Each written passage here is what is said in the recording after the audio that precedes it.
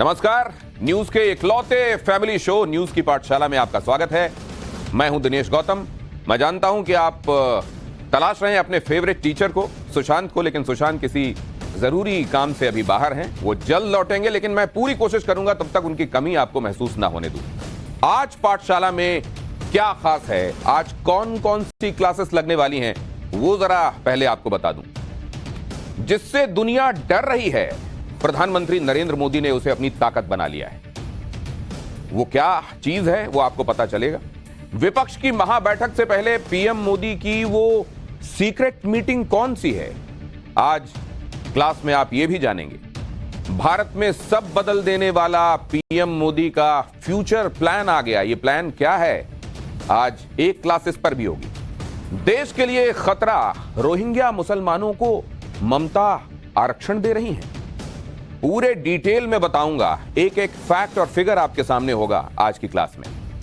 वो रिपोर्ट जो ममता बनर्जी की मुस्लिम पॉलिटिक्स की पोल खोल कर रख देगी, बल्कि कहूं कि बखिया उधेड़ कर रख देगी, आज आप देखेंगे। नीतीश का वो प्लान जो 2024 में पीएम मोदी की 76 सीटें और बढ़ा देगा। ये तो ये कह रहे हैं कि हम एक के सामने एक खड़ा करेंगे, भारतीय जनता पार्टी के सामने ऑपोजिशन का केवल एक, वोट बटेगा नहीं और हम बहुत सारी सीटें जीतेंगे। लेकिन होने क्या वाला है वो भी आपको आज क्लास में पता चलेगा। और धधकते ज्वालामुखी पर चलने वाले हिंदू भक्तों का चैप्टर भी आज आपको बताऊंगा।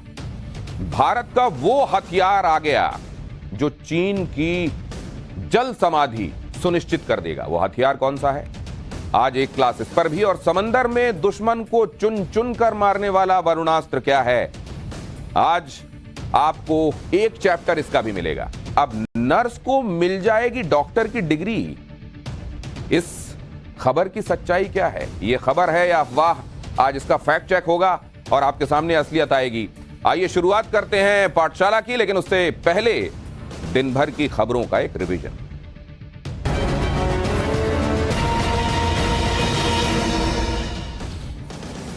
अमरनाथ यात्रा की तैयारियों को लेकर आज गृहमंत्री अमित शाह ने हाई लेवल मीटिंग की। बैठक में जम्मू कश्मीर के उपराज्यपाल मनोज सिन्हा समेत तमाम बड़े अधिकारी शामिल हुए। यात्रियों की सुरक्षा और सुविधाओं पर विस्तार से चर्चा की गई। इस साल अमरनाथ यात्रा 1 जुलाई से 31 अगस्त तक चलेगी। अगले साल होने वाले लोकसभा चुनाव के लिए बीजेपी का मंथन जारी है। आज भी दिल्ली में पार्टी मुख्यालय में जेपी नड्डा की अध्यक्षता में भारतीय जनता पार्टी के महासचिवों की बैठक हुई। बीएल संतोष, कैलाश विजयवर्गीय समेत कई नेता बैठक में मौजूद रहे। इस बैठक में चुनावों से पहले बीजेपी के महाजनसंपर्क अभियान समेत कई मुद्दों पर मंथन होने की खबर है। समाजवादी पार्टी को आज बड़ा झटका लगा है। मुलायम सिंह यादव के करीबी और समाजवादी पार्टी के फाउंडर मेंबर रहे सीपी राय आज कांग्रेस में शामिल हो गए। कांग्रेस में शामिल होने के बाद सीपी राय ने अखिलेश यादव को ही निशाने पर ले लिया। सीपी राय ने कहा कि अब समाजवादी पार्टी में न तो समाजवाद बचा है और न ही समाजवाद की विचारधारा। असली समाजवादी पार्टी कांग्रेस है। एनसीपी प्रमुख शरद पवार और शिवसेना उद्धव गुट के सांसद संजय राउत को जान से मारने की धमकी के मामले में महाराष्ट्र सरकार एक्शन में है। मुंबई पुलिस ने 2 आरोपियों के हिरासत में ले लिए जाने के बारे में खबर दी है और सीएम एकनाथ शिंदे ने इस मामले को बहुत गंभीर बताते हुए जरूरत पड़ने पर शरद पवार और संजय राउत की सुरक्षा को और बढ़ाने का भरोसा दिया है। योगी सरकार ने ट्रैफिक चालान से परेशान लोगों को बड़ी राहत दी। उत्तर प्रदेश सरकार ने 1 जनवरी 2017 से 31 दिसंबर 2021 के बीच काटे गए सभी चालानों को माफ कर दिया है, जिसको लेकर सभी परिवहन कार्यालयों में निर्देश भेज दिए गए हैं और इस फैसले से लाखों लोगों को फायदा मिलेगा। लंदन के ओवल मैदान में खेले जा रहे वर्ल्ड टेस्ट चैंपियनशिप के फाइनल में भारत की पहली पारी 296 रन पर ही सिमट गई। भारत की तरफ से अजिंक्य रहाणे ने सबसे ज्यादा 89 रन बनाए। दूसरी पारी में टी ब्रेक के बाद ऑस्ट्रेलिया के 2 विकेट गिर चुके हैं और ऑस्ट्रेलिया की कुल लीड 230 के पार हो चुकी है। और दिन भर के रिवीजन के बाद पाठशाला की पहली क्लास, और इसमें हम आपको बताएंगे कि जिससे दुनिया डर रही है उसे पीएम मोदी कैसे देश की ताकत बनाने वाले हैं। वो निबंध आपने पढ़ा या लिखा जरूर होगा, विज्ञान अभिशाप या वरदान। अब जिसकी नीयत जैसी होती है वो उसी तरीके से अपनी सोच और अपनी ताकत बनाता है। प्रधानमंत्री नरेंद्र मोदी की सोच क्या है वो मैं आपको इस क्लास में दिखाने वाला हूं। विपक्ष की महाबैठक होने वाली है। आप जानते हैं पहले 12 जून तारीख आई थी, अब एक और तारीख आ गई है। अगर उस तारीख को बैठक हो ही गई जिसको महाबैठक का नाम दिया जा रहा है तो वहां क्या होगा वो क्लास में आपको आगे पता चलेगा। लेकिन उससे पहले प्रधानमंत्री नरेंद्र मोदी भी एक सीक्रेट मीटिंग कर रहे हैं। उस सीक्रेट मीटिंग का चैप्टर उनका क्या है? पीएम मोदी की अब वो मीटिंग है जिससे भारत में सब कुछ बदलने वाला है। और ये बदलना क्या है एक प्लान में निहित है, वो प्लान दिख गया है।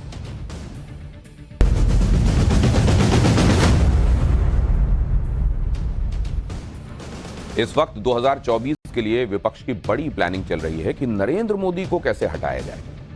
पटना में एक मीटिंग होने वाली है जिसमें पूरा विपक्ष इकट्ठा होगा।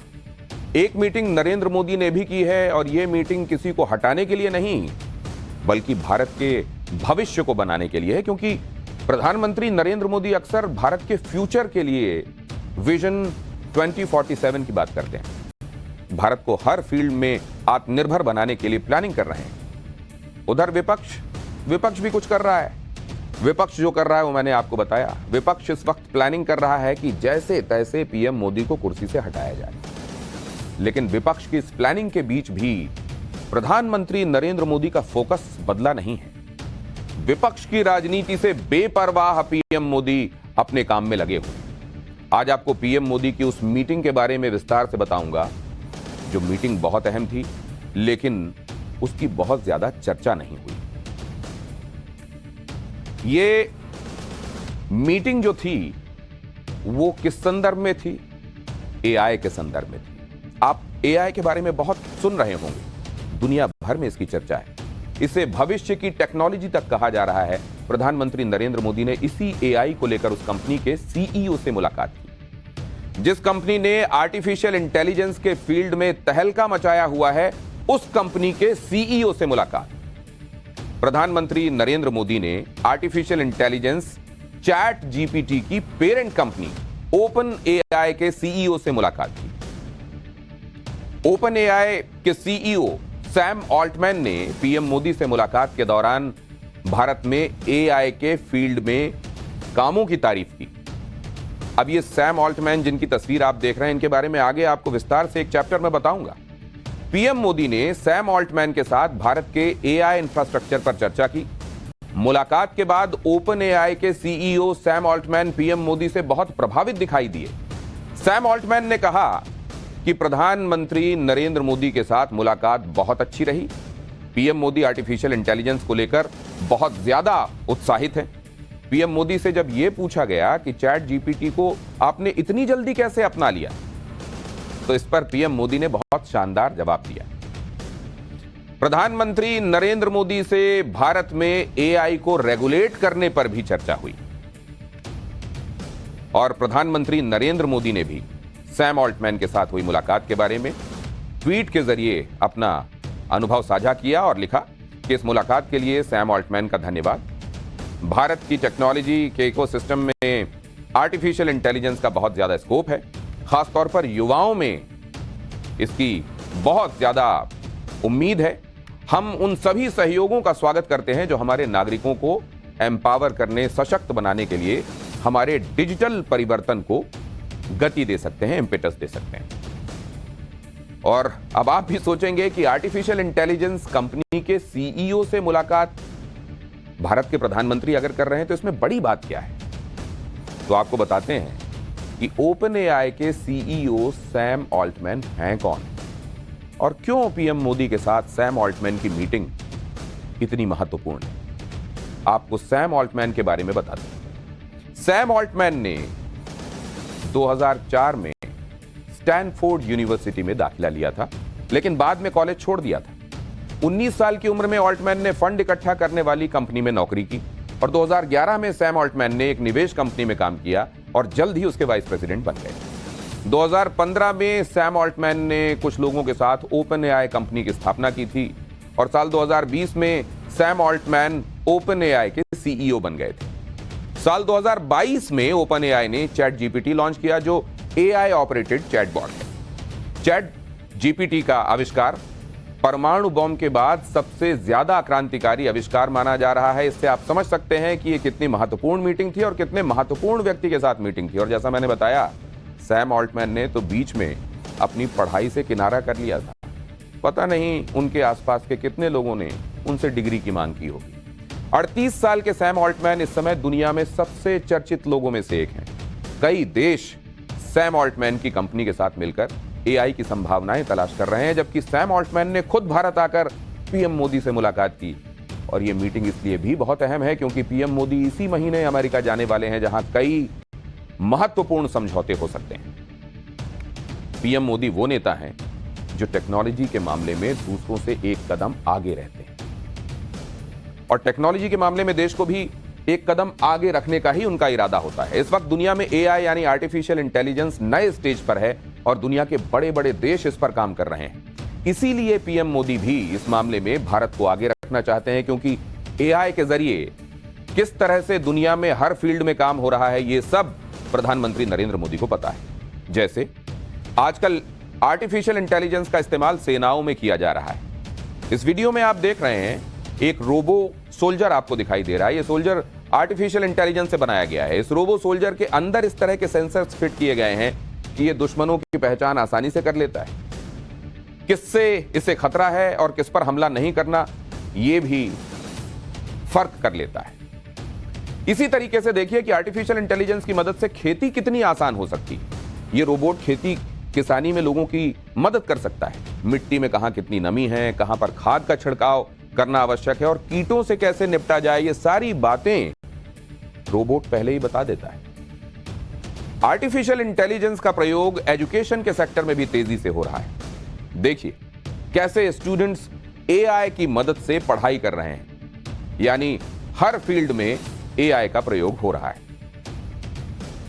दुनिया में आर्टिफिशियल इंटेलिजेंस को लेकर नए नए प्रयोग हो रहे हैं, लेकिन यह तकनीक अब उस स्टेज पर है जिसमें दुनिया के बड़े बड़े लोग भी डर रहे हैं। और डर इस बात का है कि आर्टिफिशियल इंटेलिजेंस मानवता के लिए बहुत बड़ा खतरा साबित ना हो। आर्टिफिशियल इंटेलिजेंस के जनक माने जाने वाले जॉफ्री हिंटन ने कहा है कि आर्टिफिशियल इंटेलिजेंस अभी हमारे जितना स्मार्ट नहीं है, लेकिन भविष्य में वो हमसे भी ज्यादा स्मार्ट हो सकता है। आपने वो फिल्में देखी है ना जिसमें मशीनें ज्यादा ताकतवर हो जाती हैं, मैट्रिक्स। और एक दिन आर्टिफिशियल इंटेलिजेंस इंसानों के लिए खतरा हो सकता है। इसी तरीके से टेस्ला के मालिक एलन मस्क भी कई बार आर्टिफिशियल इंटेलिजेंस को लेकर दुनिया को चेतावनी दे चुके हैं। एलन मस्क ओपन एआई के संस्थापक सदस्य भी थे। एआई को लेकर एलन मस्क ने कहा था कि आर्टिफिशियल इंटेलिजेंस मानवता के लिए सबसे बड़ा खतरा है। चैट जीपीटी लगातार एडवांस हो रहा है और ऐसा लगता है कि वो खुद मानव बनना चाहता है। एआई मानव सभ्यता के लिए परमाणु बॉम्ब से भी ज्यादा बड़ा खतरा है। तो ये सब एप्रीहेंशंस अपनी जगह हैं, लेकिन होता यह है कि नीयत कैसी है, इस पर सारा दारोमदार होता है। आप उस चाकू का इस्तेमाल किसी की सर्जरी करके उसको दर्द से निजात दिलाने के लिए कर रहे हैं, या वो खंजर किसी को भोंक कर मार डालने के लिए उसका प्रयोग करने वाले हैं, ये आपकी विवेक पर और आपकी नीयत पर निर्भर करता है। किसी भी तकनीक के साथ उसकी कमियां और खूबियां जुड़ी होती हैं। खूबियों को समय से अपना लेना और उसे लागू करने से ताकत बढ़ जाती है, और यही वजह है जिससे दुनिया डर रही है। उसे पीएम मोदी देश की ताकत बनाना चाहते हैं। जब एआई को लेकर डराया जा रहा है, तब पीएम मोदी इसे क्यों ताकत बनाना चाहते हैं, इसके पीछे भी वजहें हैं, और अब वो वजह मैं आपको बताता हूं। पीएम मोदी के साथ करीब से काम करने वाले अक्सर ये कहते हैं कि पीएम मोदी आपदा और अवसर वक्त से पहले भांप लेते हैं। जैसे कोविड के दौरान दुनिया में वैक्सीनेशन के लिए अव्यवस्था थी, लेकिन पीएम मोदी ने समय रहते एक्शन लिया और कोविन प्लेटफॉर्म विकसित करवाया। इसी तरीके से दुनिया में जब क्रिप्टो करेंसी तेजी से उसमें निवेश हो रहा था, तो पीएम मोदी ने भारत में क्रिप्टो करेंसी को रेगुलेट किया, जिससे निवेशकों का पैसा न डूबने पाए। और पीएम मोदी एआई को देश की ताकत बनाना चाहते हैं। पीएम मोदी इस पर पहले से ही काम कर रहे हैं। आपको पीएम मोदी के लिए 5 बड़े इनिशिएटिव बताता हूं जो इस क्षेत्र में है। पहला, यूएस इंडिया एआई इनिशिएटिव। 18 मार्च 2021 को यह इनिशिएटिव लॉन्च किया गया। इसके तहत एआई की फील्ड में रिसर्च और डेवलपमेंट ग्लोबल स्तर पर किया जा रहा है। भारत और अमेरिका के बड़े बड़े टेक्नो साइंटिस्ट साथ में काम कर रहे हैं। भारत और अमेरिका के 25 टेक्नोलॉजी हब बने हैं जो काम कर रहे हैं। इस रिसर्च का फायदा भारत को हेल्थ केयर में, स्मार्ट सिटीज में, मैन्युफैक्चरिंग, खेती और ऊर्जा के क्षेत्र में होगा। दूसरा है MCA 3.0 पोर्टल। कॉर्पोरेट सेक्टर में पेपर वर्क बहुत ज्यादा होता है। इससे कंपनियों और सरकार का समय बहुत बर्बाद होता है, इससे वित्तीय नुकसान होता है और प्रोजेक्ट्स के पूरे होने में देरी भी होती है। इसी को खत्म करने के लिए पीएम मोदी ने 2021 में MCA 3.0 पोर्टल का उद्घाटन किया। इसके तहत कॉर्पोरेट के सारे पेपर वर्क ऑनलाइन हो गए। एआई के मदद से पुराने रिकॉर्ड और डेटा पर निगरानी आसान हो गई। इस कदम से वित्तीय नुकसान कम हुआ और प्रोजेक्ट की रफ्तार भी बढ़ गई। तीसरा है रिस्पॉन्सिबल एआई फॉर यूथ। इसे 2020 में मोदी सरकार ने लॉन्च किया था। इसके तहत देश भर के सरकारी स्कूलों के छात्रों को स्किल्ड बनने का मौका दिया जाता है। स्किल और एजुकेशन के बीच का गैप इस कदम से कम किया जाता है ताकि डिग्री सिर्फ खर्चे की रसीदें ना हो। चौथा है नेशनल एआई पोर्टल। इसे 2020 में पीएम मोदी ने लॉन्च किया था। इस पोर्टल में एआई से जुड़ी सारी जानकारी एक ही जगह पर शेयर की जाती है। 2 साल के अंदर इस पोर्टल का प्रयोग 12 लाख बार किया जा चुका है। इससे इसकी उपयोगिता का अंदाजा भी लगता है। 2 साल में सरकार ने इस पोर्टल पर एआई से जुड़े 1151 आर्टिकल्स, 98 रिपोर्ट्स और 95 केस स्टडीज शेयर की। इस पोर्टल में 121 सरकारी पहल और 281 स्टार्टअप के बारे में जानकारी भी शेयर की गई। पांचवा है नेशनल रिसर्च फाउंडेशन। इसके बारे में 2019 में पीएम मोदी ने पहली बार अपने विचार रखे थे। 2021 में 50,000 करोड़ की लागत से नेशनल रिसर्च फाउंडेशन की घोषणा की गई थी। इसका मकसद था कि देश में रिसर्च के स्तर को ग्लोबल स्टैंडर्ड तक पहुंचाया जाए। देश भर के national labs, research institutes, IITs, IISCs एक साथ मिलकर काम करें और जिसमें एआई पर ज्यादा जोर दिया जाए। इतना ही नहीं, एआई के जरिए भारत में आने वाले समय में क्या क्या हो सकता है वो भी आपको जानना चाहिए। एआई से देश में क्या क्या बदलाव होंगे, यानी भविष्य कैसा होगा, उसके बारे में भी आपको बताता हूं। भारत में लगभग हर सेक्टर में एआई का इस्तेमाल शुरू हो चुका है, लेकिन अभी तक इसका एआई का कोई सेंट्रलाइज्ड सिस्टम नहीं है। ओपन एआई के सीईओ से मुलाकात के बाद एआई को सेंट्रलाइज करने की दिशा में काम हो सकता है। एआई के प्रयोग से देश भर की पुलिस के रिकॉर्ड का इंटीग्रेशन किया जा सकता है। अभी होता है ना कि वो अपराधी भाग गया अमुक राज्य में, तो उसके बारे में सारा डेटा था, लेकिन दूसरे राज्य में भाग कर चला गया जहां उसके बारे में डेटा नहीं है। जब तक सिनर्जी हो, स्टेट पुलिस आपस में कोऑर्डिनेशन करें, तब तक अपराधी उसका फायदा उठा ले जाते हैं। फेस स्कैनिंग, क्राइम रिकॉर्ड का डेटा, अपराधियों के खिलाफ सबूत एक सेंट्रलाइज सिस्टम में होंगे जिसे किसी भी राज्य की पुलिस एक्सेस कर सकेगी। एआई के प्रयोग से पुलिस क्राइम रेट को भी कम कर सकती है। इसी तरीके से सेना के पास भी एआई बेस्ड बहुत सी टेक्नोलॉजी है, लेकिन इनका इंटीग्रेटेड सेंट्रलाइज्ड सिस्टम नहीं है। ओपन एआई के सीईओ से मुलाकात के बाद उम्मीद है कि तीनों सेनाओं के लिए काम करने वाला सेंट्रलाइज्ड इंटीग्रेटेड एआई सिस्टम तैयार हो सकता है। भारत में आर्टिफिशियल इंटेलिजेंस का इस्तेमाल किस तरह से हो रहा है उसके बारे में डिटेल से और ज्यादा आपको बता देता हूं। भारतीय सेना AI enabled voice transcription software का प्रयोग करती है, जिससे किसी भी आतंकी की आवाज पहचानी जा सकती है। लो फ्रीक्वेंसी में भी यह सॉफ्टवेयर काम करता है और अलग अलग भाषाओं में किसी के भी लहजे की पहचान कर सकता है। मसलन अगर किसी ने कम आवाज करके फुसफुसा कर भी बात की तो एआई बता देगा, भाषा बदल कर बात की तो एआई बता देगा। इसी तरह सेना AI based driver fatigue monitoring system का भी प्रयोग करती है। इस सिस्टम के तहत ड्राइवर की स्थिति की मॉनिटरिंग की जाती है कि वो कितना थका हुआ है, कितनी और देर तक गाड़ी चला पाएगा। इस सब का आकलन एआई कर सकता है। सेना AI based facial recognition system का भी प्रयोग करती है। इस सिस्टम से वेश बदलने वालों की भी आसानी से पहचान हो जाती है, यानी अगर कोई अपराधी आतंकी भेष बदल कर आया है तो उसकी भी पहचान हो जाती है। Defence ministry project storm drone भी चला रही है। इसके तहत automated room intervention drone system बनाया गया है जो काउंटर टेररिज्म और अर्बन कॉम्बैट सिस्टम में बेहद काम आता है। आज की तारीख में भारत दुनिया में तेजी से उभर रहा है। सभी बड़े ग्लोबल प्लेटफॉर्म पर भारत को जगह मिल रही है। भारत अब आत्मनिर्भर हो रहा है। यह पीएम मोदी का विजन है कि जो चीजें पहले भारत में नहीं बनती थी और जिनके लिए भारत दूसरे देशों पर निर्भर रहता था, उनको भी भारत में तैयार किया जाए। आपको सेमीकंडक्टर का उदाहरण बताता हूं। सेमीकंडक्टर को इलेक्ट्रॉनिक गैजेट्स का ब्रेन कहा जाता है। लगभग सभी इलेक्ट्रॉनिक डिवाइसेस में यह सेमीकंडक्टर चिप लगी होती है और दुनिया का 60% सेमीकंडक्टर का प्रोडक्शन ताइवान में होता है। आप सुनते होंगे ना कि ताइवान पर चीन हमला करने से इसलिए कई बार हिचकता है, गुरेज करता है, अभी तक नहीं कर पाया क्योंकि उसको लगता है सेमीकंडक्टर्स का क्या होगा, ये नहीं होगा तो फिर चीन का भी क्या होगा। 2014 से ही पीएम मोदी का फोकस सेमीकंडक्टर्स पर रहा है और इसके लिए तेजी से काम हो रहा है। अब ताइवान की कंपनी फॉक्सकॉन गुजरात के धोलेरा में सेमीकंडक्टर का प्लांट लगा रही है।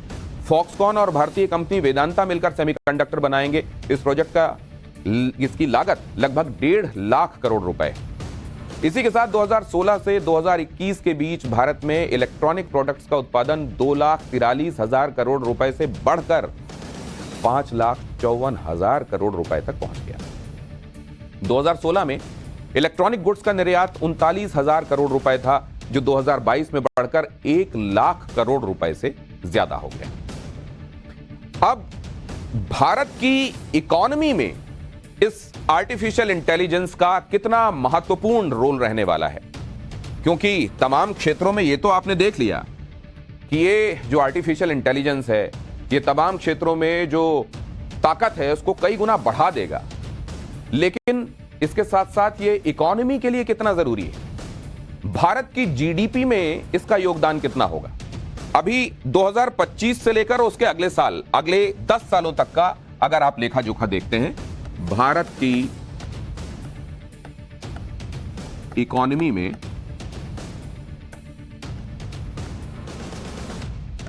एआई का योगदान, इसके प्रोजेक्शंस अगर आप देखते हैं तो ये प्रोजेक्शंस बड़े दिलचस्प हैं। ये प्रोजेक्शंस बताते हैं कि 2025 तक ये 41 लाख करोड़ होगा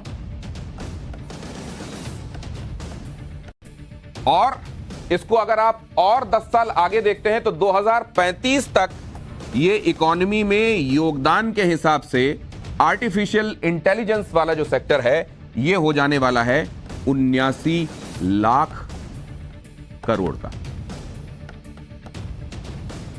और इस हिसाब से, इसी प्रोजेक्शंस के हिसाब से यह पता चलता है कि जीडीपी के 5 ट्रिलियन होते होते जब हमारी जीडीपी 5 ट्रिलियन डॉलर पहुंचेगी तो यहां पर 10% कंट्रीब्यूशन ये इसी से आने वाला है, मतलब आर्टिफिशियल इंटेलिजेंस से आने वाला है। और यही वजह है कि भारत ने इस क्षेत्र में, अगर जो बड़ी इकोनॉमीज की बात करते हैं तो भारत आर्टिफिशियल इंटेलिजेंस में निवेश करने के मामले में 6वीं बड़ी इकोनॉमी के तौर पर सामने आ रहा है। और यह बताता है कि आर्टिफिशियल इंटेलिजेंस का महत्व कितना है और आने वाले दिनों में इसका महत्व और कितना बढ़ने वाला है। बेशक वो आर्टिफिशियल इंटेलिजेंस का मामला जो है वो इकोनॉमी के संदर्भ में आप तोलें, और वैसे अभी भी एडवांस टेक्निक के मामले में भारत दुनिया के बड़े बड़े देशों से पीछे नहीं।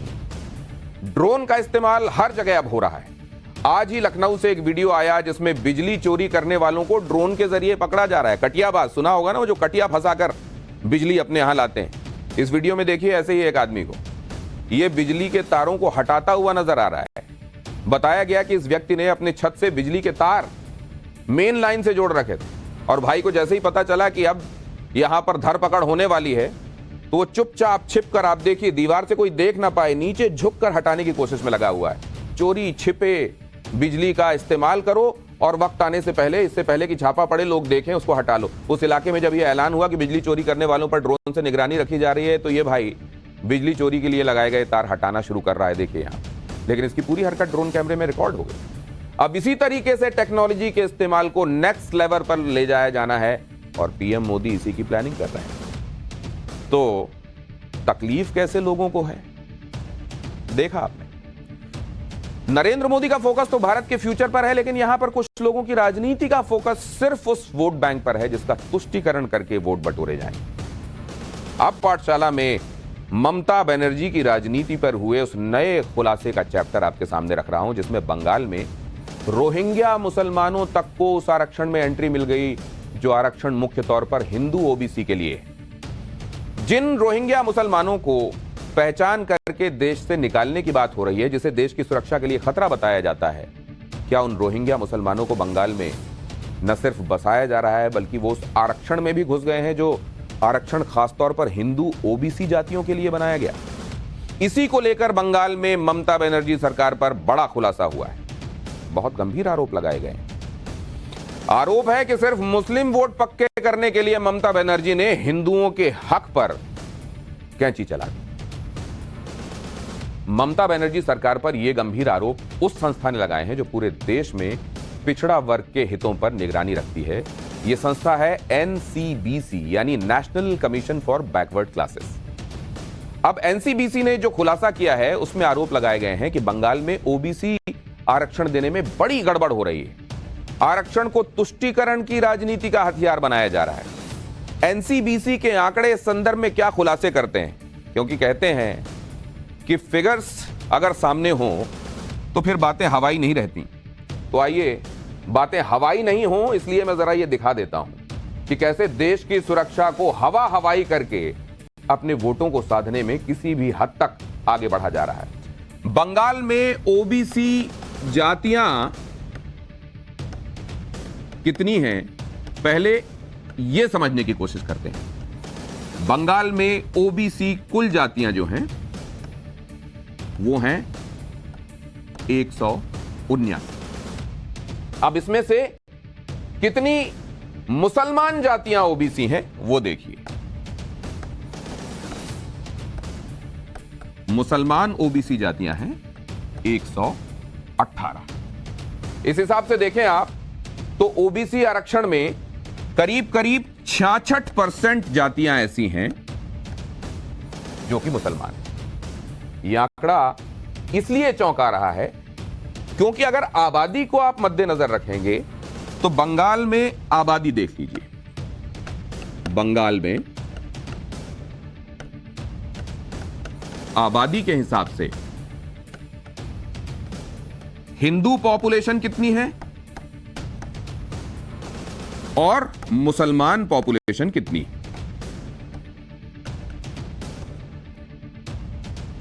70.5% हिंदू हैं और करीब 70% आबादी, 27% आबादी मुसलमानों की है। बाकी जातियां दूसरी हैं। 70% हिंदू, 27% मुसलमान। लेकिन उधर आपने देख लिया ओबीसी की कुल 179 जातियों में 118 यानी 66% मुसलमान ओबीसी जाति। इसका मतलब क्या है? इसका मतलब सीधा सा यह है कि हिंदू आबादी मुस्लिम आबादी के मुकाबले बहुत ज्यादा है। इसके बावजूद ओबीसी आरक्षण में मुस्लिम जातियों का दबदबा है। इसी वजह से पश्चिम बंगाल की सरकार पर एनसीबीसी आरोप लगा रही है कि ममता सरकार ओबीसी आरक्षण देने में गड़बड़ कर रही है। इससे सवाल यह भी उठता है कि क्या बंगाल में ओबीसी जातियों का हक ऐसी मुसलमान जातियों को दिया जा रहा है जो उसकी हकदार नहीं है? एनसीबीसी के अध्यक्ष ने यह भी बताया कि उन्हें ऐसी शिकायतें मिली हैं कि ओबीसी आरक्षण का जो फायदा मुस्लिम जातियों को दिया जा रहा है इसमें बांग्लादेशी मुस्लिम और रोहिंग्या भी शामिल है। एनसीबीसी ने यह भी बताया कि बांग्लादेश से आए मुस्लिम घुसपैठियों और म्यांमार से आए रोहिंग्या को आरक्षण का फायदा दिया जा रहा है। एनसीबीसी ने बंगाल पर जो रिपोर्ट तैयार की है वो बेहद चौंकाने वाली है। एनसीबीसी के मुताबिक पश्चिम बंगाल में ओबीसी आरक्षण को 179 जातियों को 2 कैटेगरीज में बांट कर दिया गया है, ए और बी कैटेगरी। तो जो पहली कैटेगरी ए है इसमें अति पिछड़ी जातियों को रखा गया है और इसमें कुल 81 जातियां हैं जिनमें से 73 मुस्लिम है। 81 में से 73 मुस्लिम, 8 हिंदू ओबीसी। दूसरी बी कैटेगरी है जिसमें अन्य पिछड़ी जातियां हैं। बी कैटेगरी में 98 जातियों को रखा गया है जिसमें 53 हिंदू और 45 मुस्लिम जातियां हैं। तो एनसीबीसी का आरोप है कि इन दोनों कैटेगरीज में भी खेल किया जा रहा है। ए कैटेगरी में जिसमें आरक्षण के तहत ज्यादा फायदा मिलता है उसमें 90% मुस्लिम है। बी कैटेगरी जिसमें ए कैटेगरी से कम फायदा मिलता है उसमें करीब 50% से ज्यादा हिंदू। एनसीबीसी ने बंगाल में ओबीसी आरक्षण के जो आंकड़े बताए हैं उससे पहली नजर में यही लग रहा है कि बंगाल में आरक्षण देने में गड़बड़ियां हो रही हैं। यह भी पता चलता है कि आरक्षण का फायदा लेने के लिए धर्मांतरण का खेल भी चल रहा है। एनसीबीसी ने यह बात भी ममता सरकार के सामने उठाई कि यह कैसे संभव है कि हिंदू आबादी ज्यादा है लेकिन आरक्षण में मुस्लिम जातियों का दबदबा है। इस पर ममता सरकार से जवाब मांगे जाने पर जो कहा गया वो बड़ा दिलचस्प है, सुनिए। ओबीसी आरक्षण में जो मुस्लिम जातियां उन्होंने शामिल की हैं वो पहले हिंदू थे लेकिन बाद में उन्होंने धर्म परिवर्तन कर लिया। ये दलील है ममता सरकार की। एनसीबीसी ने ममता सरकार से वो दस्तावेज दिखाने को कहा जिससे यह साबित हो सके कि आरक्षण का लाभ लेने वाले पहले हिंदू थे और बाद में मुस्लिम बन गए। तो पश्चिम बंगाल सरकार ने कहा कि हम दस्तावेजों के साथ इस बात को प्रूव नहीं कर सकते। वही जो बात मैं कह रहा था, हवाई बात। वो दस्तावेजों से ये प्रूव कर ही नहीं सकते कि वो जिनको कह रहे हैं कि धर्मांतरण हुआ वो पहले हिंदू थे और अब मुस्लिम, लेकिन कह रहे हैं कि मुसलमान इसलिए इतने ज्यादा हैं क्योंकि इसमें धर्मांतरण वाले लोग शामिल हैं जो बाद में धर्म बदलकर मुसलमान हो गए। इससे पता चलता है कि आरक्षण देने में गड़बड़ी हुई और जमकर हुई। ओबीसी आरक्षण का फायदा कई राज्यों में हिंदू जातियों में भी मिलता है और मुस्लिम जातियों में भी मिलता है, लेकिन ओबीसी में कौन कौन सी जातियां होंगी इसकी सूची राज्य सरकार बनाती है। पश्चिम बंगाल में CRI यानी कल्चरल रिसर्च इंस्टीट्यूट जो राज्य सरकार के अधीन आता है, यह रिसर्च इंस्टीट्यूट यह तय करता है कि किस जाति को ओबीसी में डाला जाए और इसी इंस्टीट्यूट की सिफारिश पर आरक्षण लेने वाली ओबीसी जातियों की लिस्ट बनती है। एनसीबीसी का आरोप है कि CRI जिस तरीके से ओबीसी जातियों का डेटा जुटाती है, जिस तरीके से ओबीसी जातियों की लिस्ट बना रही है, उसमें बहुत गड़बड़ियां हैं, इसलिए उनके डेटा को माना नहीं जा सकता।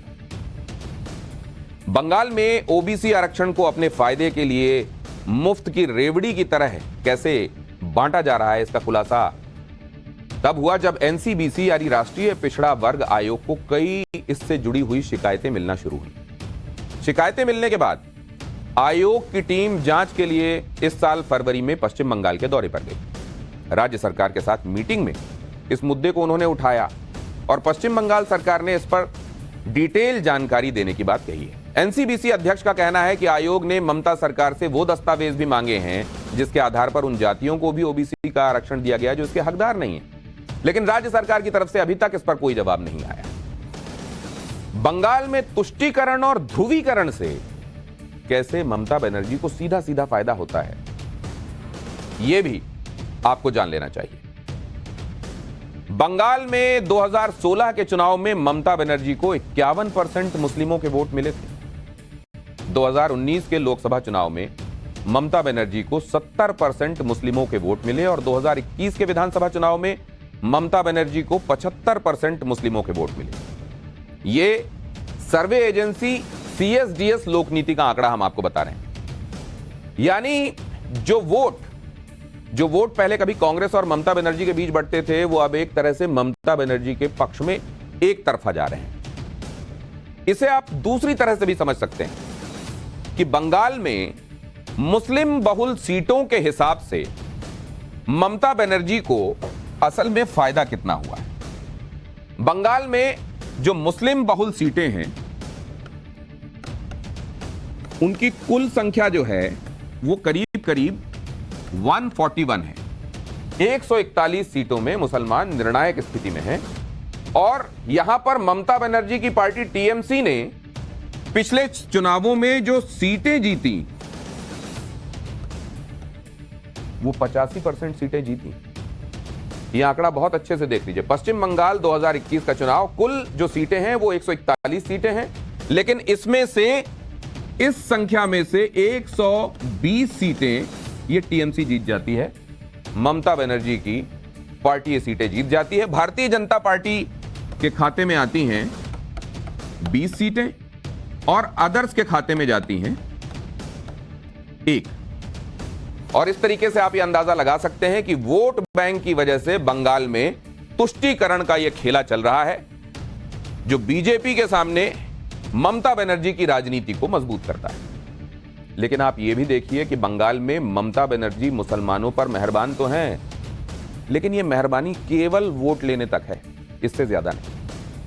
इससे टीएमसी का तो भला हो रहा है, लेकिन मुस्लिम तुष्टीकरण सिर्फ वोट पाने का सियासी औजार भर है, क्योंकि बंगाल में मुस्लिमों की दशा तो ममता बनर्जी के 3 बार मुख्यमंत्री रहने से भी नहीं बदली है। क्यों कह रहा हूं मैं ये आंकड़े देखिए। लेबर फोर्स के सर्वे के मुताबिक बंगाल में सिर्फ 13% मुस्लिम रेगुलर सैलरीड जॉब्स में हैं, जबकि पूरे भारत का आंकड़ा 22% का है। बंगाल में करीब 34% मुस्लिम दिहाड़ी मजदूर हैं, जबकि पूरे भारत में मुस्लिमों का यह आंकड़ा 26%। बंगाल में अपना रोजगार करने वाला मुस्लिम औसतन 6,197 रुपए प्रति महीने कमाता है, जबकि दूसरे राज्यों के मुस्लिम औसतन 10,192 रुपए प्रति महीना, 4,000 से भी ज्यादा का अंतर। बंगाल में रेगुलर नौकरी पेशा मुस्लिम औसतन 9,460 रुपए प्रति महीने कमाता है, तो देश में कहीं और मुस्लिम नौकरी पेशा 12,906 रुपए प्रति महीने कमाता है। इससे आप ये अंतर स्पष्ट कर सकते हैं कि बंगाल में ममता बनर्जी मुसलमानों के वोट लेती तो हैं सामदाम दंड भेद से, लेकिन बदले में क्या देती हैं? बंगाल में मुस्लिमों की हालत देश के बाकी हिस्सों में मुस्लिमों की हालत से कहीं ज्यादा खराब है। इसका सीधा मतलब यह है कि बंगाल में ओबीसी से छल हो रहा है। ओबीसी का हक जिन मुस्लिमों को दिया जा रहा है, उनसे भी छल हो रहा है। इसे मुस्लिम पॉलिटिक्स करने वाली ममता बनर्जी का वन वे ट्रैफिक कह सकते हैं, जिसमें मुसलमानों के वोट में तो ममता बनर्जी का कोटा फिक्स है, लेकिन मुसलमानों का इससे कोई फायदा नहीं हो रहा। पाठशाला में अब चैप्टर चेंज करते हैं और अगला चैप्टर धधकते ज्वालामुखी पर चलने वाले हिंदुओं के संदर्भ। अब आपको बताऊंगा कि क्यों सैकड़ों हिंदू 40 डिग्री की झुलसाने वाली गर्मी में सुलगते हुए पहाड़ों पर नंगे पैर चल रहे हैं।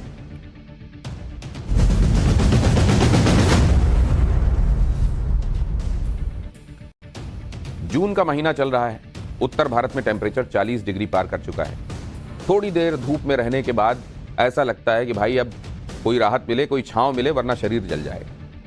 लेकिन इंडोनेशिया से आई कुछ तस्वीरों को देखकर आपको ये सारी बातें बहुत सामान्य लगेंगी, क्योंकि इंडोनेशिया में लोग धधकते ज्वालामुखी पर चल रहे हैं। भारत से करीब 4,500 किलोमीटर दूर इंडोनेशिया से ऐसी तस्वीरें आई हैं जिन्हें देखकर हर कोई हैरान रह गया, क्योंकि वहां हजारों लोग धधकते ज्वालामुखी तक पहुंचने के लिए ऊंचे पहाड़ की चढ़ाई करते नजर आए।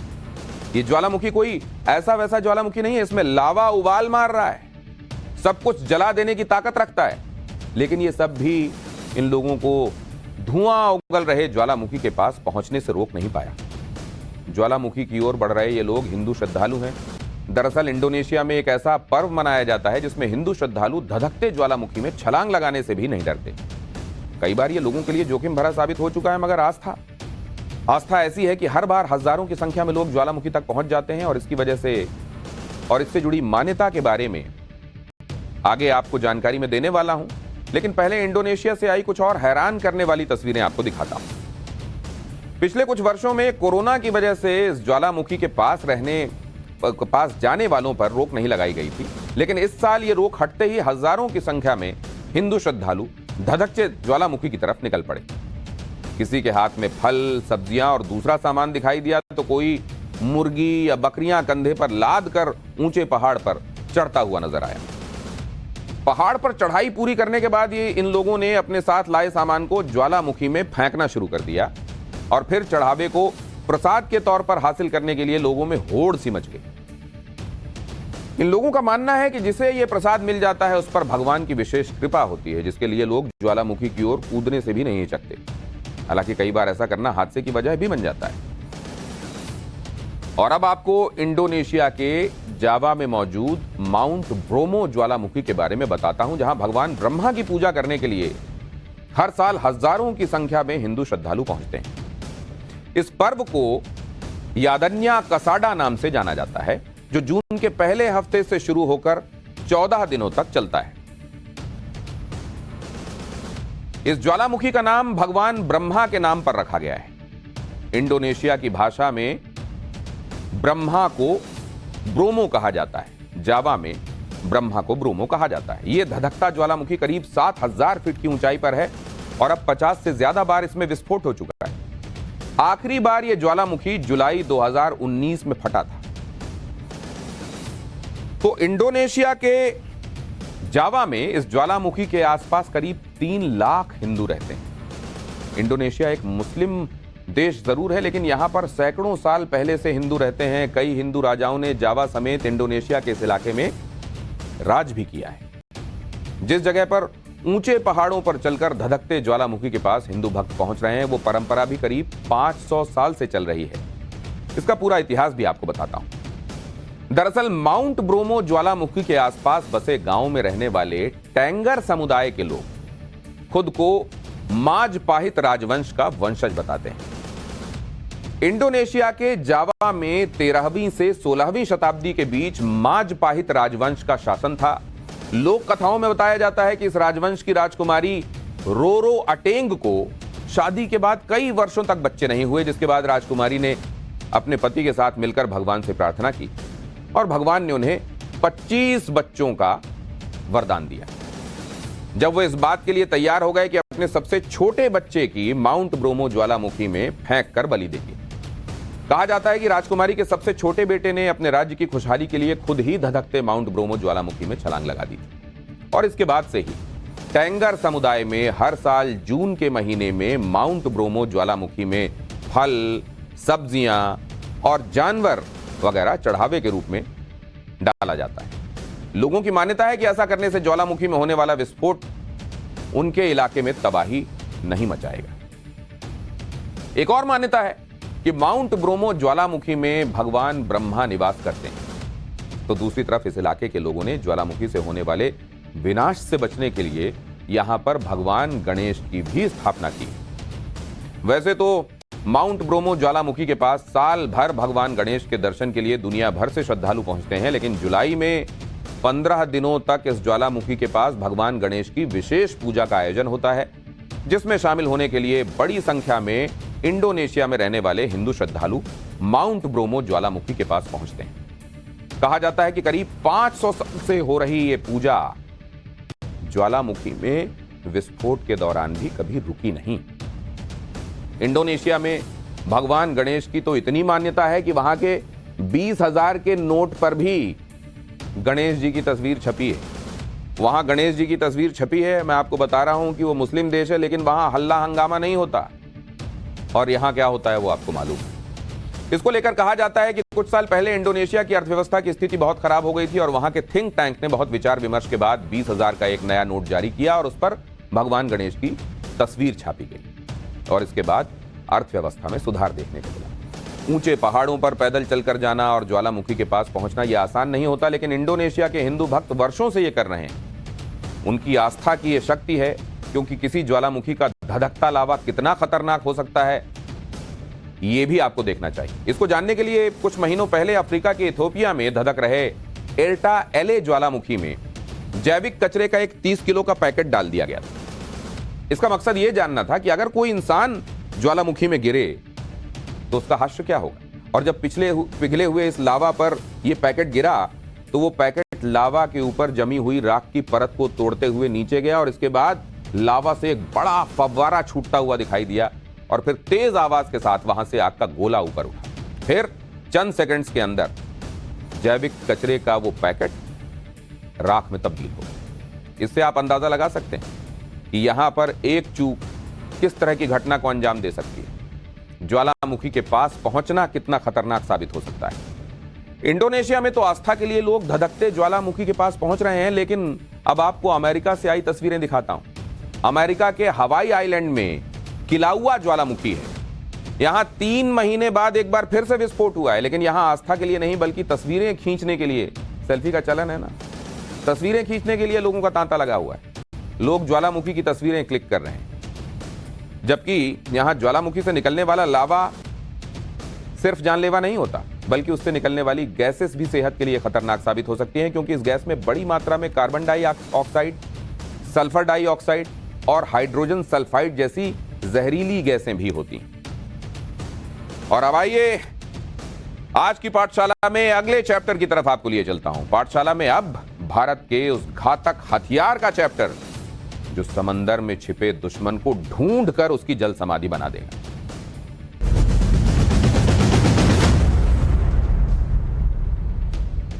तो भारत ने हाल ही में अपने हैवीवेट टॉर्पीडो के अटैक का एक वीडियो जारी किया। इस वीडियो में इस एंटी सबमरीन टॉर्पीडो को समंदर की गहराई में जाकर अंडर वाटर टारगेट पर सटीक निशाना लगाकर ब्लास्ट किया गया।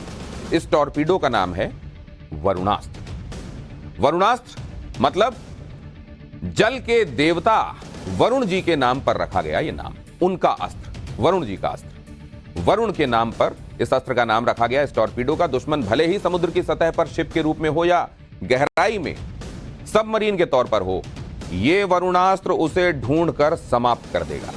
वरुणास्त्र को नेवी के लिए defence research and development organisation DRDO की naval science and technology laboratory NSTL ने तैयार किया है।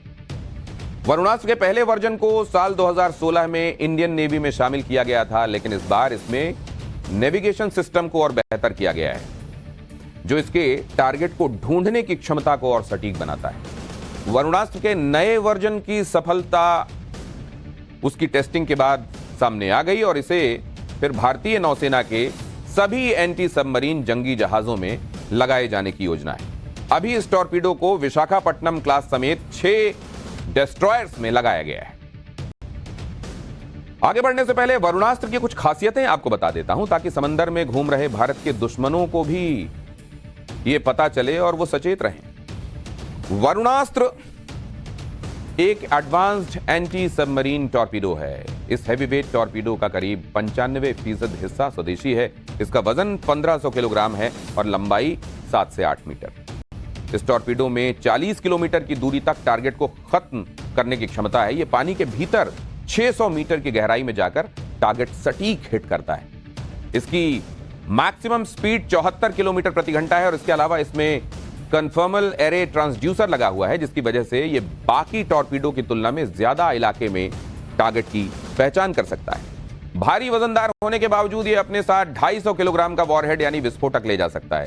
इस टॉर्पीडो को शिप और सबमरीन दोनों से लॉन्च किया जा सकता है। वरुणास्त्र दुनिया का इकलौता टॉर्पीडो है जिसमें जीपीएस आधारित लोकेटिंग एज सिस्टम है।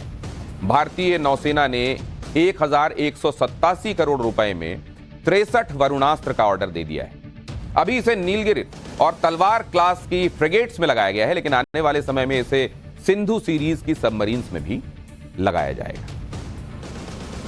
और जब यह टॉर्पीडो इन फ्रिगेट्स में और डिस्ट्रॉयर्स में फिट हो जाएगा, इसके बाद समंदर में भारत की शक्ति में बेहद इजाफा होगा। वैसे भारत की समुद्री ताकत को बढ़ाने के लिए जर्मनी से कुछ हथियार इंडियन नेवी के लिए आने वाले हैं, जिससे अरब सागर और हिंद महासागर में भारत की ताकत नेक्स्ट लेवल पर चली जाएगी। हिंद महासागर में चीन की बढ़ती घुसपैठ को रोकने के लिए भारत को अभी कई सबमरीन्स की आवश्यकता है। इसलिए अब भारत जर्मनी से डील करके 6 नई सबमरीन्स खरीदने जा रहा है। इस डील के लिए कुछ दिन पहले जर्मनी के रक्षा मंत्री बोरिस पिस्टोरियस भारत आए थे और भारत के रक्षा मंत्री राजनाथ सिंह के साथ इस डील के लिए उन्होंने बैठक की थी। इस डील के तहत भारत जर्मनी से 43,000 करोड़ रुपए में 6 सबमरीन खरीदने वाला है। अब आप सोच रहे होंगे कि ये 6 सबमरीन खरीदने से भारत का क्या होगा, तो मैं ये भी बताऊंगा कि कुल इस इकोसिस्टम में भारत के पास सबमरीन्स कितनी हैं, उन सबमरीन्स में कितनी फेज आउट होने वाली हैं और ये 6 सबमरीन उस स्थिति में भारत के लिए कितनी कारगर हैं। लेकिन पहले यह समझ लीजिए कि इसके लिए जर्मनी की थिसनक्रुप मरीन सिस्टम्स और भारत के मझगांव डॉक शिप बिल्डर्स मिलकर इस प्रोजेक्ट पर काम करने वाले हैं। यानी ये सबमरीन्स भारत में तैयार मिलेंगे। इससे पहले भारत ये डील फ्रांस के साथ करने वाला था, लेकिन बाद में ये डील टल गई। इसलिए अब जर्मनी के साथ ये सौदा हो सकता है। इसकी दूसरी वजह यह भी है कि भारत पहले भी जर्मनी से सबमरीन खरीद चुका है, लिहाजा वो तजुर्बा बताता है कि भारत को जर्मनी के साथ इस डील में आगे बढ़ना चाहिए। भारत को इस समय सबमरीन की बहुत ज्यादा जरूरत है, क्योंकि हिंद महासागर में जिस तरह चीन अपने नेवल बेस और पोर्ट्स बना रहा है, उसे देखकर भारत को अपनी तैयारी बढ़ाने की बेहद जरूरत है। अब भारत के पास कितनी सबमरीन हैं और भारत को कितनी सबमरीन्स चाहिए, वो जरूर आपको देख लेना चाहिए। भारत के पास ये जो पनडुब्बियां हैं,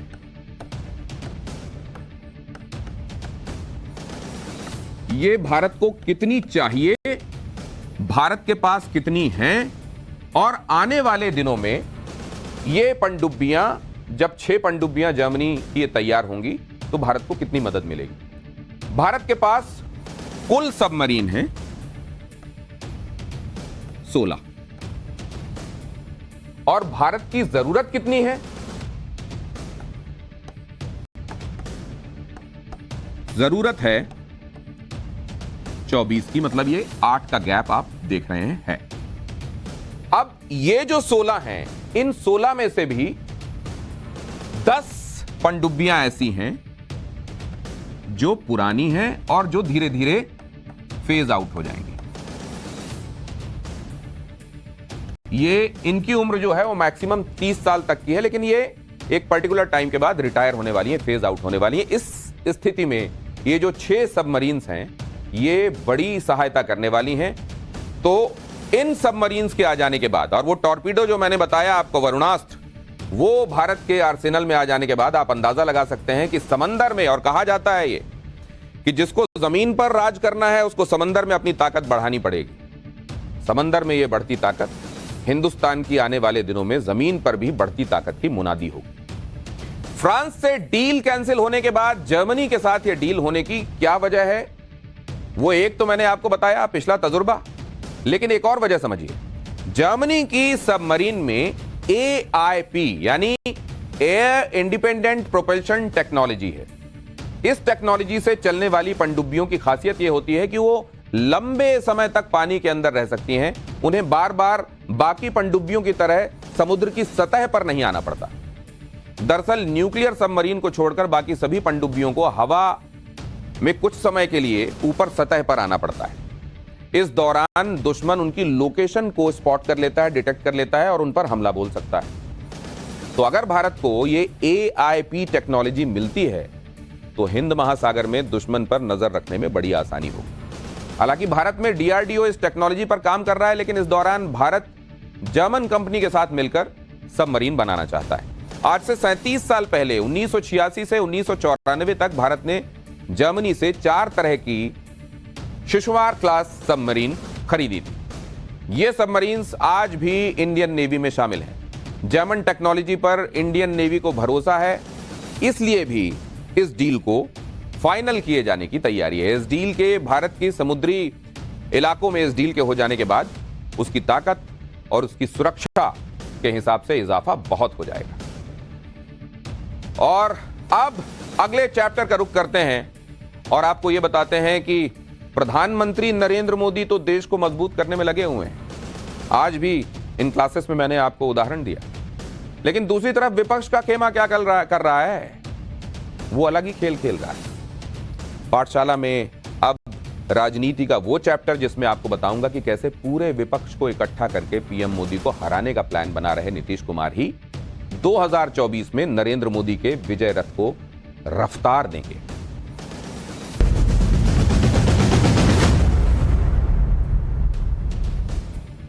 तेईस जून को पटना में विपक्ष की पार्टियों की महाबैठक होने वाली है। पहले 12 तारीख मैंने बताया आपको, डेट आई, लगा कि पहुंचेंगे नहीं तो कैंसिल कर दिया गया इज्जत बचाने के लिए। इस बार यह बैठक होगी क्या? तारीख घोषित कर दी गई। बहरहाल यह विपक्ष की एकजुटता की पहली ऑफिशियल मीटिंग कही जा रही। बैठक में सभी विपक्षी दल एकजुट होकर नरेंद्र मोदी को रोकने की प्लानिंग बना रहे हैं। इस पार्टी में विपक्ष के सभी बड़े नेता शामिल हो रहे हैं। इसमें कौन कौन शामिल हो रहा है, अभी कौन कौन पहुंचेगा वो पता नहीं, लेकिन लिस्ट में जिनके नाम टिक कर लिए गए हैं वो मैं आपको बताता हूं। कांग्रेस अध्यक्ष मल्लिकार्जुन खड़गे, कांग्रेस नेता राहुल गांधी, टीएमसी प्रमुख ममता बनर्जी, समाजवादी पार्टी से अखिलेश यादव, महाराष्ट्र से उद्धव ठाकरे, एनसीपी प्रमुख शरद पवार, डीएमके अध्यक्ष एमके स्टालिन, आम आदमी पार्टी के राष्ट्रीय संयोजक अरविंद केजरीवाल और इसके अलावा लेफ्ट पार्टियां भी इसमें शामिल हो रही हैं। पटना में होने वाली महाबैठक से पहले विपक्ष का जोश हाई है। बिहार के डिप्टी सीएम तेजस्वी यादव कह रहे हैं कि जैसे बिहार में लालू यादव ने 1990 के दौर में लाल कृष्ण आडवाणी का रथ रोका था, वैसे ही नीतीश के नेतृत्व में महागठबंधन की सरकार नरेंद्र मोदी का रथ रोकेगी। लेकिन तेजस्वी यादव जिस रथ यात्रा की बात कर रहे हैं उसका इतिहास शायद वो भूल गए। 1990 में हुई इस रथ यात्रा के बाद ही बीजेपी तेजी से उभरी थी और बाद के लोकसभा चुनावों में बीजेपी की सीटें बढ़ गई थी, बहुत बढ़ गई। बीजेपी की सीटें जरा वो भी देख लीजिए, 1989 में 85, 1990 में रथ यात्रा हुई थी, उनको वो समस्तीपुर याद आ रहा है तो जरा ये समस्त सीटें भी देख लें। 1991 में सीट 120, 1996 में 161 और 1998 में 182। यानी एक तरह से देखा जाए तो रथ यात्रा को रोकने के बाद बीजेपी की सीटें अगले 3 चुनाव में दोगुने से ज्यादा बढ़ गई। तो ये बताता है कि अगर रथ रोकने की कोशिश की गई और ये जनता की उम्मीदों का रथ हुआ तो लेने के देने पड़ते हैं। लेकिन ये तो पाठशाला में एक बार फिर से क्लास में आइए, वापस चलते हैं और अब आपको बताता हूं कि किस तरीके से अफवाहें खबरों की दुनिया में जाकर अपनी जगह बनाने की कोशिश करती हैं। पाठशाला में अब बारी फैक्ट चेक। इसमें आपको बताऊंगा नर्स को क्या मिल जाएगी डॉक्टर की डिग्री, इसका सच क्या है। इन दिनों सोशल मीडिया पर एक मैसेज वायरल हो रहा है जिसमें यह दावा किया जा रहा है कि सभी नर्सेस को अब नर्सिंग ऑफिसर घोषित किया जाएगा। उन्हें एमबीबीएस की डिग्री वाले डॉक्टर के बराबर माना जाएगा और जूनियर डॉक्टर कहा जाएगा। इस दावे के सपोर्ट में इंडियन नर्सिंग काउंसिल का एक सर्कुलर दिखाया जा रहा है। सर्कुलर आप इस वक्त देख भी रहे हैं। हमने इस खबर का फैक्ट चेक किया तो हमें पता चला कि यह सर्कुलर फर्जी है। हमें इंडियन नर्सिंग काउंसिल की ऑफिशियल वेबसाइट में इस तरह का कोई सर्कुलर नहीं मिला। इंडियन नर्सिंग काउंसिल के ज्वाइंट सेक्रेटरी ने इस तरह का कोई सर्कुलर जारी नहीं होने की पुष्टि भी की है। स्वास्थ्य मंत्रालय ने भी सोशल मीडिया पर वायरल हो रहे इस सर्कुलर को पूरी तरीके से खारिज किया है।